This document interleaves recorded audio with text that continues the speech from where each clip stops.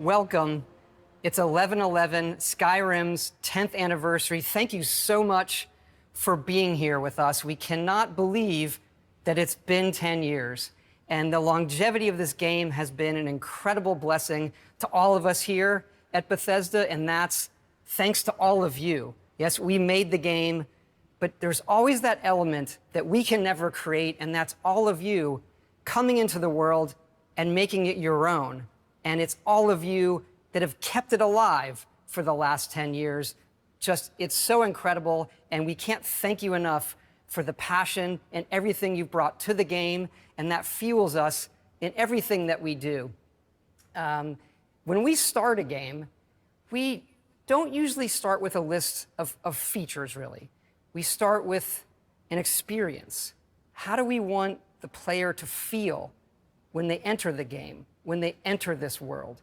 And early in Skyrim's development, we had done a lot of concept art. We had some things running, and then we did the music. And we had pictured the Elder Scrolls theme sung by a barbarian choir in the voice of dragons. Easier said than pulled off, of course. And we got the music, we started mixing it, and even within our company and our team, we felt we might have something. We weren't quite sure how the game was going to gel together. And then we cut this trailer to the early music with the concept art and that early footage.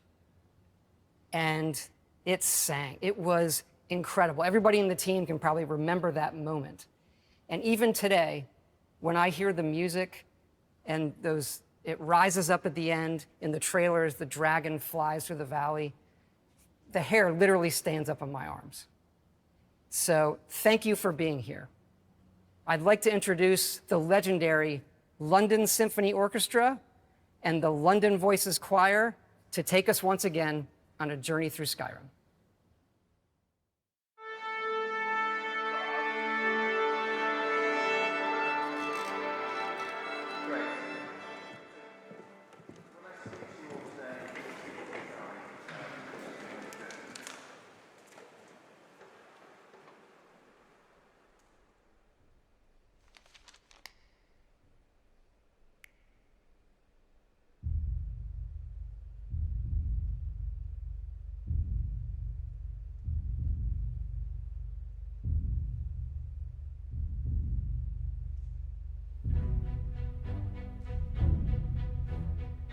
There's this wide open world, and every single thing in it you can interact with.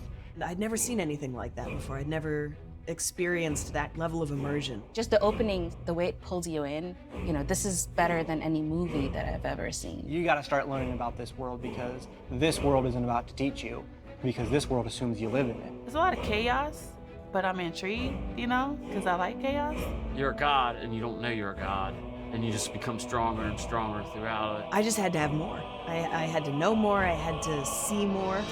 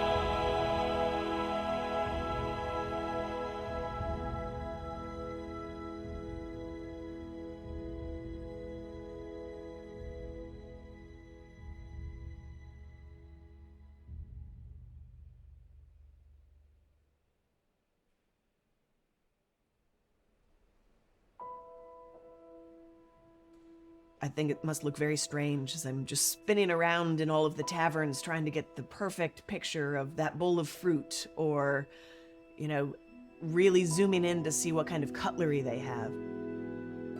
It's all these little obscure details that bring a world to life in our world.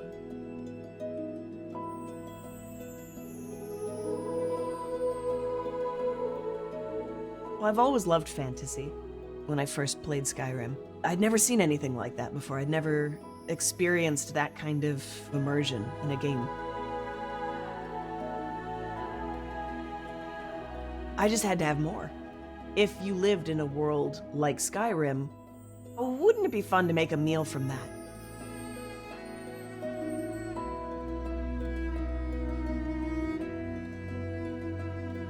I pulled references for these foods from conversations you hear in marketplaces that you can't even be a part of. If someone's talking about the secret spiced wine recipe, and you think, all right, well, where do they get their spices? And so you wander down to the docks and you see, oh, there's a warehouse here. All right, so now we're getting somewhere. You kick open a barrel and you get potatoes and apples and leeks.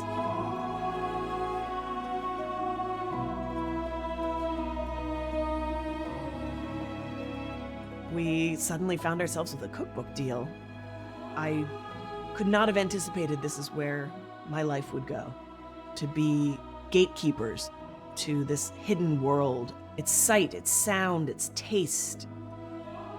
Skyrim has very simple food, but they combine for these flavor powerhouses. It's delicious.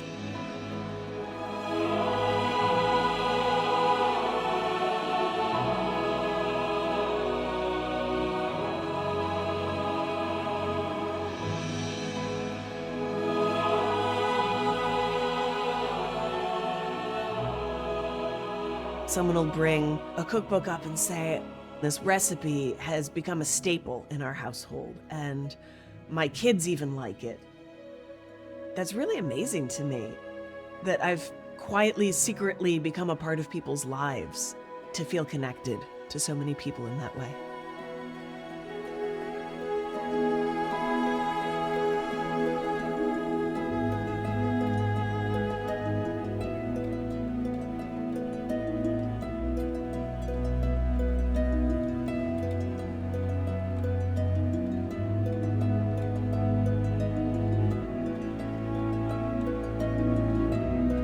In Vermont, we have a very Skyrim-y winter, so all of the photos with snow are just in my backyard. It made me like winter a little bit better. It's beautiful in the game, so it makes it a little easier to find the beauty in real life, too.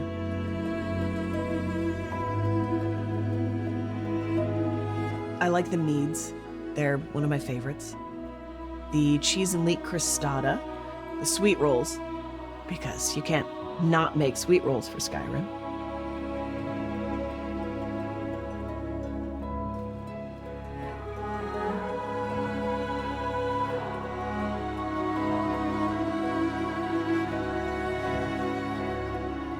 We could all use a little more escapism.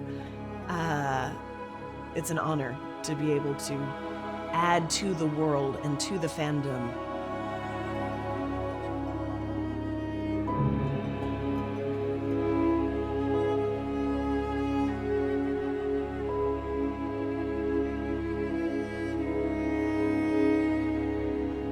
It's going to forever be a part of this fandom and the community, and it's a lot of responsibility, but I try to take it very seriously.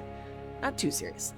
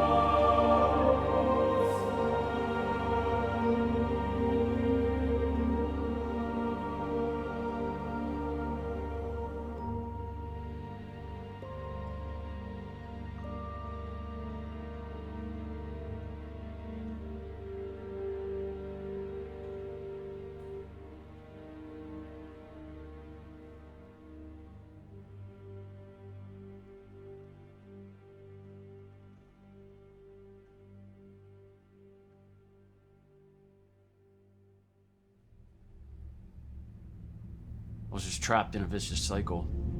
If I didn't change it, I was gonna end up dying either in a jail cell or dying in an abandoned house somewhere with a needle in my arm.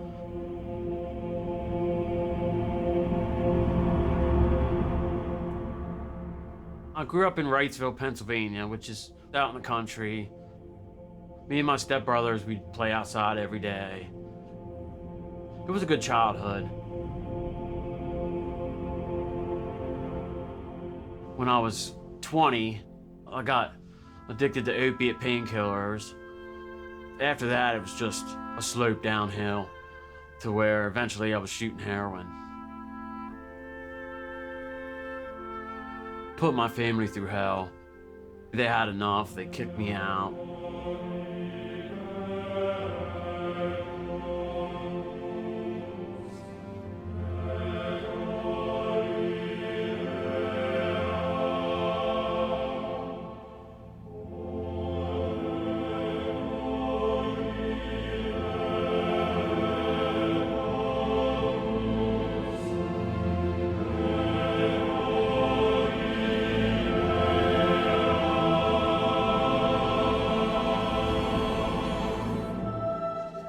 I was just homeless on the streets. I just wanted to find a place to sleep, place to eat, and get my next fix of drugs. Day to day, try to survive, didn't have no hope for the future.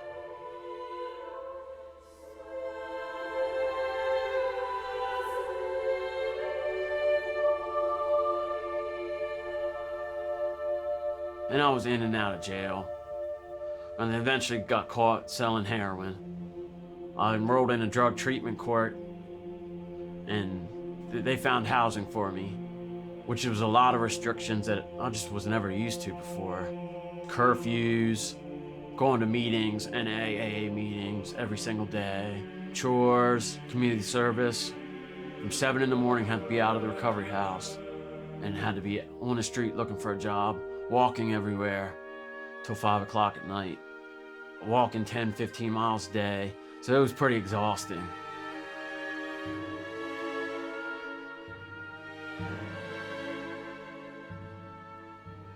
There was an old Xbox 360 sitting at the halfway house with a copy of Skyrim in there.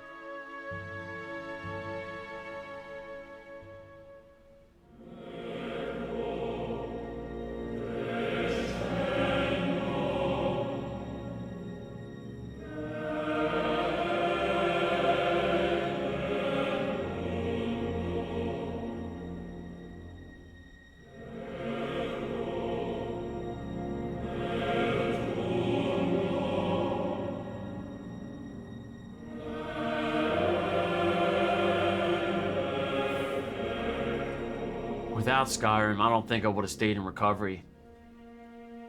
Choice and consequence. You make your own story. If you want to go over here and start the side quest, and throw off the main mission, it's up to you. It gave me a sense of confidence. Eventually, I got a job. That helped me to maintain that schedule, to make sure I made all my meetings. I still focused on Skyrim, still daydream about it while I was working.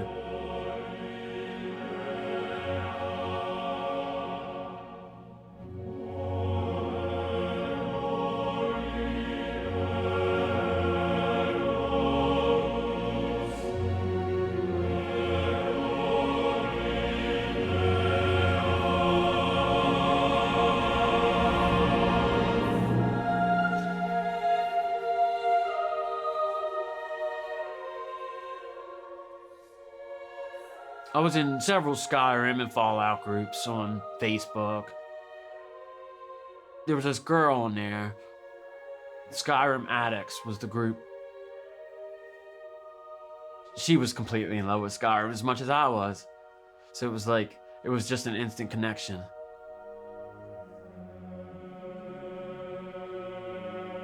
She started a new character, Khajiit, stealth archer like everyone does. But yeah, it was pretty good. 3 years later, that's my fiance.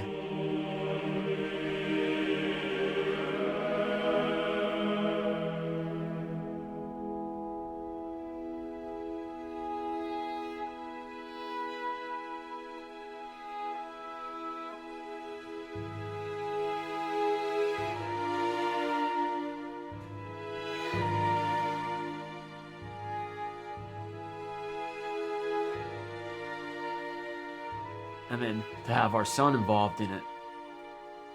Instead of having a teddy bear, he walks around with a sword.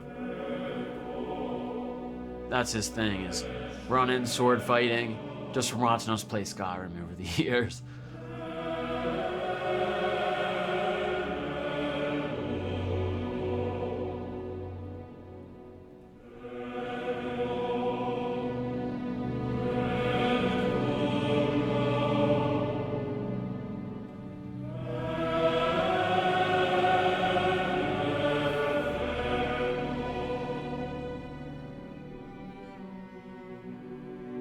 If you're addicted to drugs, you're in chains. You're bound in chains.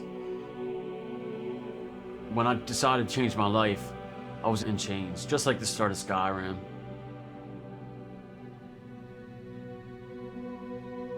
I would have never have imagined 5 years from then I would be sitting with my fiance to have a child, to have a home,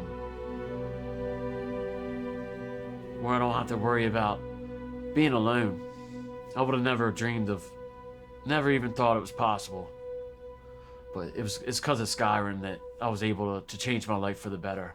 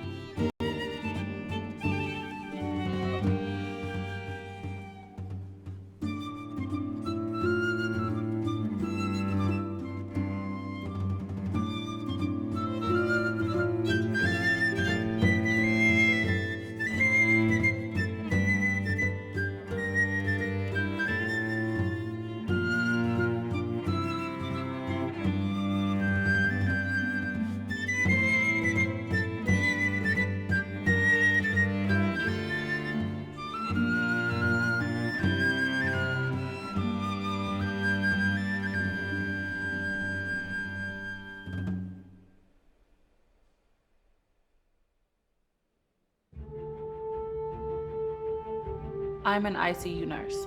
I want to bring the compassion and the love from nursing into gaming. For my birthday, my husband purchased Skyrim for me. It is different, especially since I've never played like anything like it before. And so I'm like, okay, wait, is dragons in this game? Okay, you know. That was the only game I played when I was in nursing school. It's because I'm really like into hype games, and this allowed me to calm down. To take my mind off of the stress that nursing school put on me. Sort of like a ASMR type of thing when you're just listening to the river and it's like, shh, you're one with nature. You got the storyline. You can go off the side quest. You can be a thief, which me personally, that was my thing.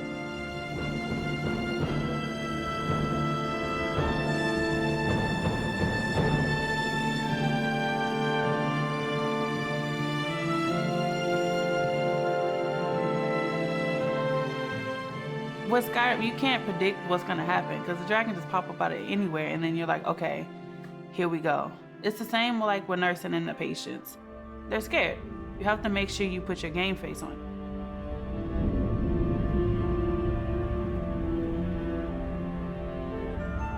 When I first became an ICU nurse, they trusted me to become a leader, like a charge nurse.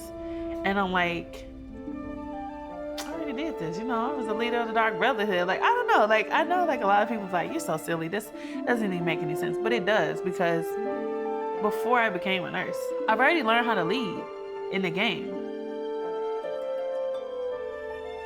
It helped me become the confident woman I am today.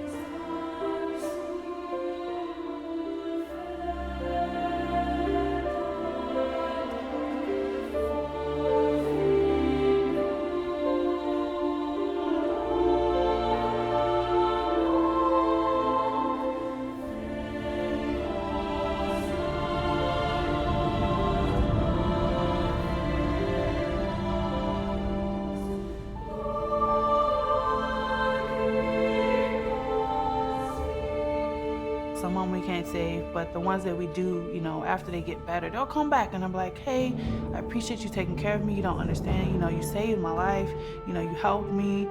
And it's just really wonderful, like, to know that you had some part in that. So, anyway.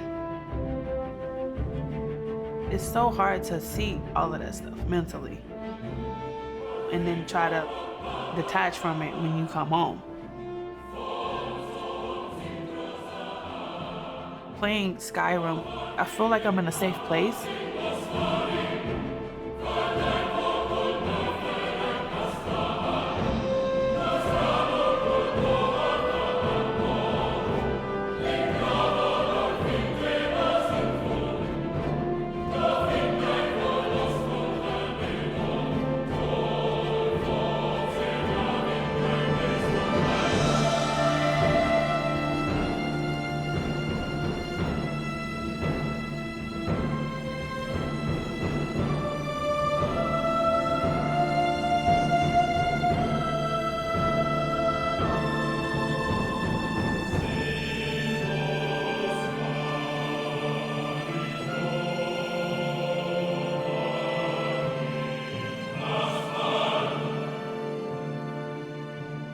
I just want everybody to see that a video game could impact my life in so many ways.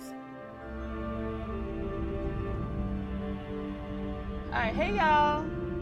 I'm the community manager for Nora Network.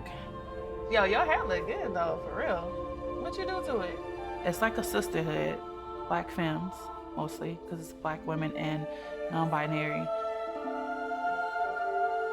We're here making sure everybody is understanding their worth.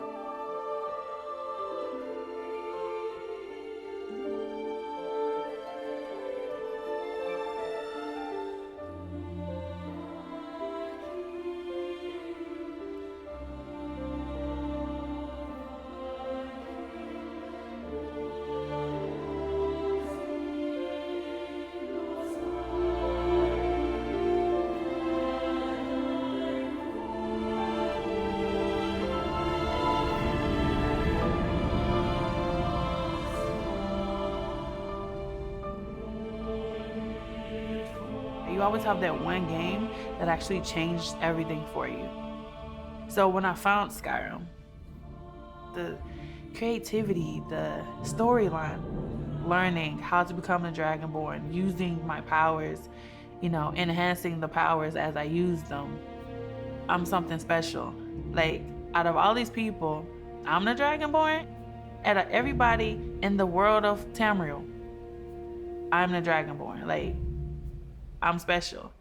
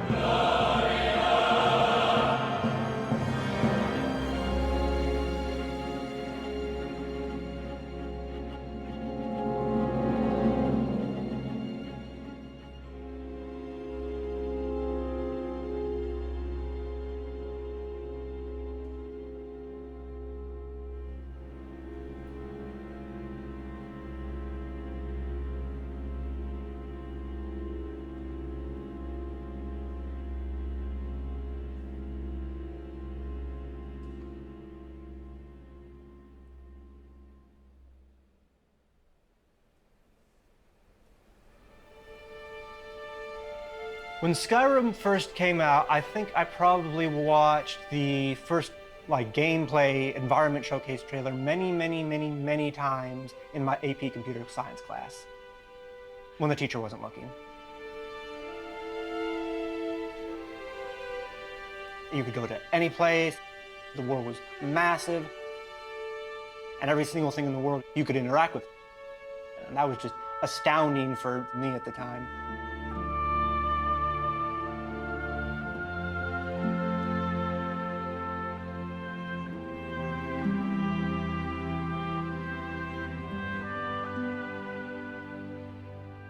When I was a kid, we weren't really allowed to play any action video games during weekdays.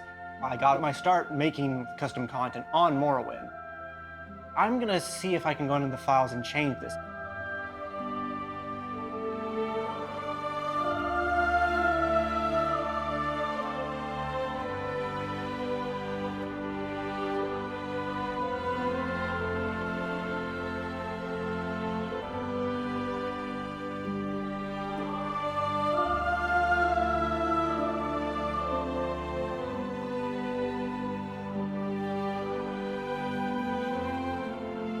My parents thought it was like working like an Excel spreadsheet.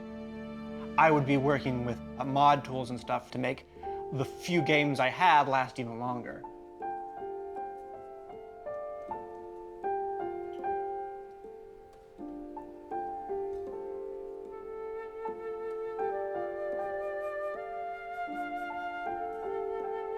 I've made roughly around 40 mods for Skyrim, give or take, of various sizes.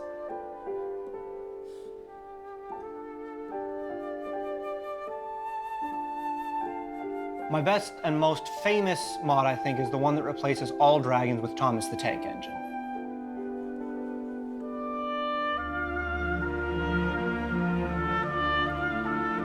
If a game doesn't have a train, I mean, is it really a game? Is it? I don't think so.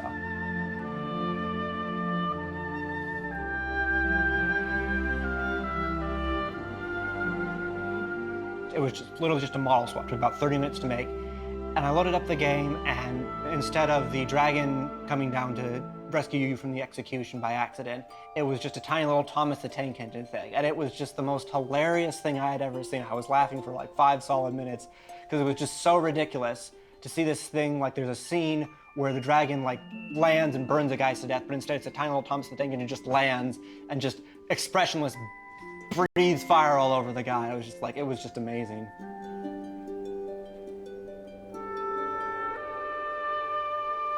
And it just exploded in ways I hadn't imagined. 3 days later, the video had reached 2.5 million views.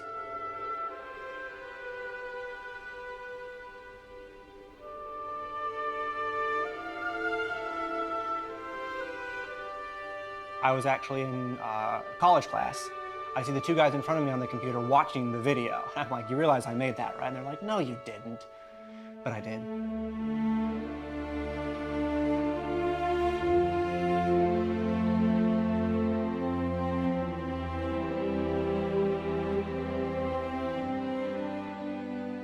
There's such a support from the developers themselves for mods and allowing mods to be done in ways that they probably didn't foresee, but they are absolutely okay with. It really gives you an opportunity to express yourself in those ways with its editing tools.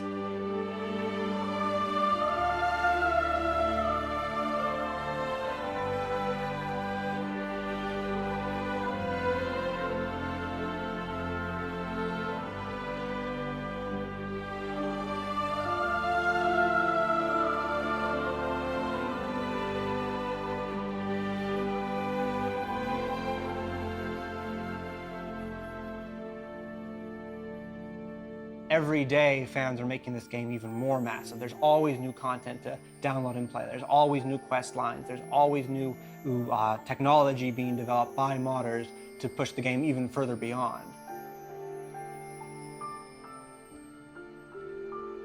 So I started my company, Pasta Space Interactive, 6 to 7 years ago.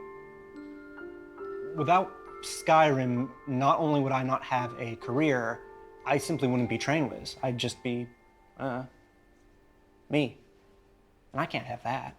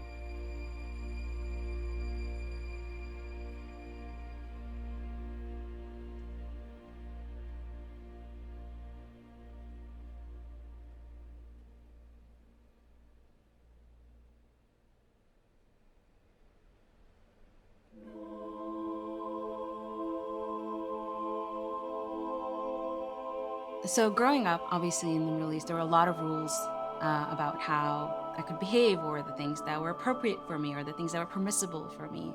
And even though those rules weren't set out in stone, they were sort of understood by all girls.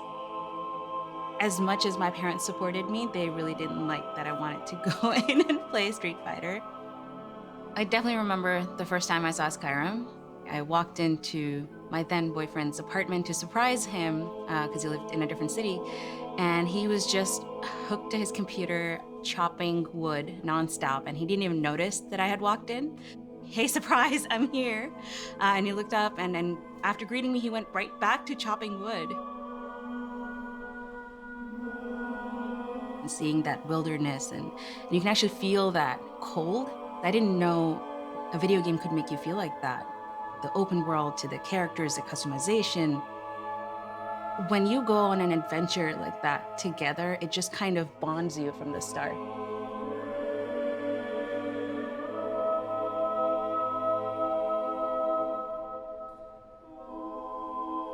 And the last time I remember feeling that way was as a child, where I was curious about things without any purpose.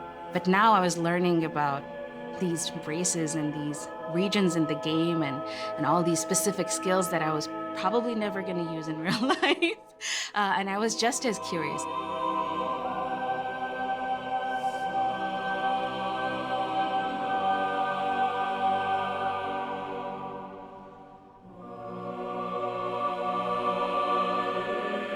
I thought I wanted to teach. Getting an education changed my whole family's trajectory. And he was like, what if you could do that through video games? You know, all these kids play games, and if you really want to teach them something, maybe you should consider making a video game. I was like, I have no idea how to make a video game. He's like, I do, and you want to teach, maybe we could try making something together. And I said yes. I said yes to many things after that. That was the beginning of many yeses after that. And we shortly got married and started a studio.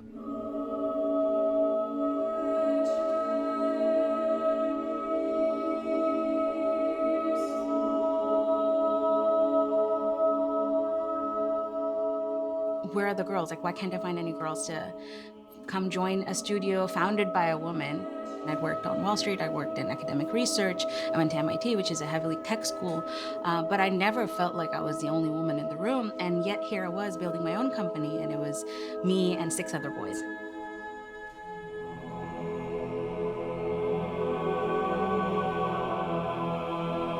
That was sort of the beginning of a social experiment that we now call Girls Make Games. We just wanted to run one summer camp and meet a whole bunch of girls who self-identified as gamers and ask them, you know, what they liked about games and whether they would consider working in the industry growing up. And it was such an emotional experience for everyone. They had found a place where they felt validated. It's hard to not be moved by that passion. And that was sort of like after the first summer, I went back to my team and I was like, hey guys, I think I'm gonna do this for a few years. And it's been 8 years since. To us, Skyrim is like that friend that brought us together, that friend that made the introduction, because we had just met and we're getting to know each other, and I was getting to know video games alongside him.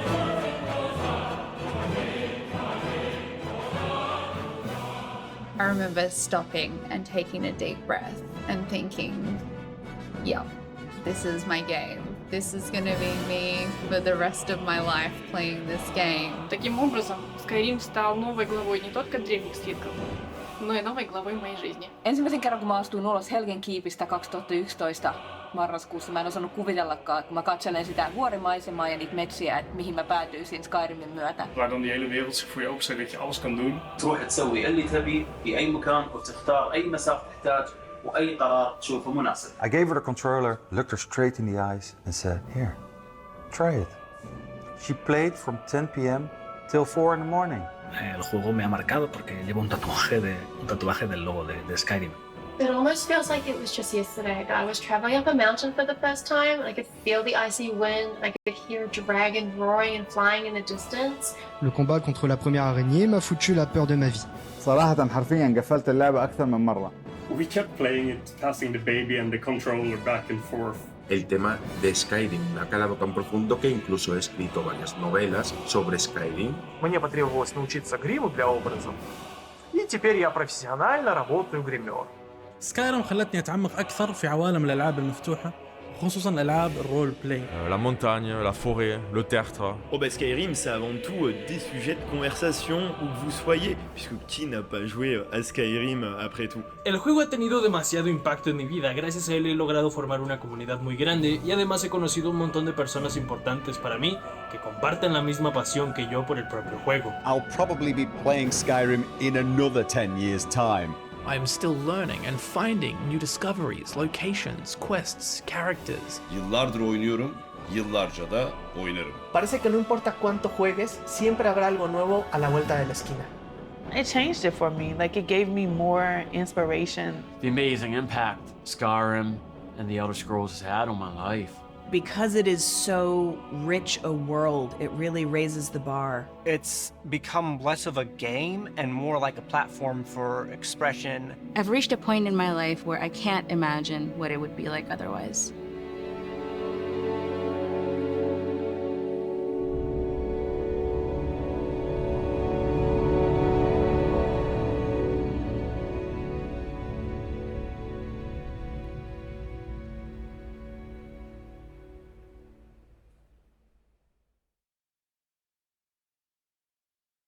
Thank you. That was incredible. And thank you again for being with us here on 11/11, celebrating Skyrim's 10th anniversary. It's just incredible. 11/11 actually has become, now a special day for us all here at Bethesda. And next year, we have our next game coming out on the same day. We have a little surprise for you. I would like to introduce our longtime collaborator and good friend, Enon Zur. Thanks so much, Todd. And yes, Skyrim, what a game. And yes, what a score. Hearing the famous London Symphony Orchestra playing it, and it's being sung by the amazing London voices, wow, that really gives me the goosebumps. Throughout the years, I got to compose so many games for Bethesda, from the Fallout series and Elder Scrolls Blades and others. I feel so fortunate and lucky to do it, and I really feel Bethesda is almost like part of my family. But now, let's take a little journey. Let's fly away from these snowy peaks of Skyrim, right into the stars.